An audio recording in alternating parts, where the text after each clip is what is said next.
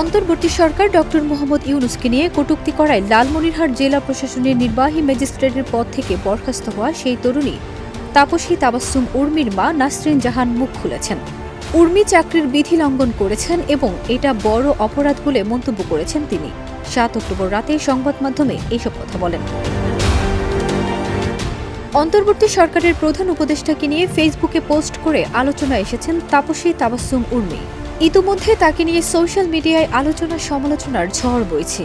শুধু তাই নয়, এই বিষয়টি বর্তমানে টক অব দ্য কান্ট্রিতে পরিণত হয়েছে। সম্প্রতি তাকে বিশেষ ভারপ্রাপ্ত কর্মকর্তা হিসেবে বদলির পর সাময়িক বরখাস্ত করেছে জনপ্রশাসন মন্ত্রণালয়। তবে মেয়ে উর্মির এমন কর্মকাণ্ডে গণমাধ্যমে কথা বলেছেন মা নাসরিন। সরকারের প্রধান উপদেষ্টা ও ছাত্র জনতার অভ্যুত্থান নিয়ে উর্মি যে কটূক্তি করেছে তার কোনোটিই ঠিক করেননি বলে দোষ স্বীকারমূলক বক্তব্য দিয়েছেন তিনি। এমনকি এটা বড় অপরাধ করেছে বলেও বলেছেন। তিনি বলেন, আমরা যুদ্ধ করিনি, যুদ্ধ দেখিনি। যে যুদ্ধ হয়েছে সেটা ইতিহাস। তবে ইতিহাসকে অস্বীকার করার উপায় নেই।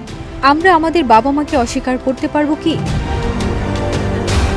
তিনি আরও বলেন, উর্মি ছাত্র জীবনে কোনো রাজনৈতিক সংগঠনের সঙ্গে জড়িত ছিল না। তবে ২০১৮ সালে কোটা আন্দোলনে সম্পৃক্ত ছিল। তখন তার ৪০তম বিসিএস পরীক্ষা ছিল। সে শাহজালাল বিজ্ঞান ও প্রযুক্তি বিশ্ববিদ্যালয় থেকে কম্পিউটার সায়েন্স নিয়ে পড়াশোনা করেছে। সেখান থেকে মাস্টার্স করেছে।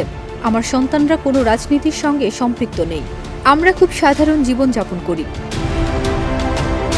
ফারজানা নিকিতা, দেশ রূপান্তর।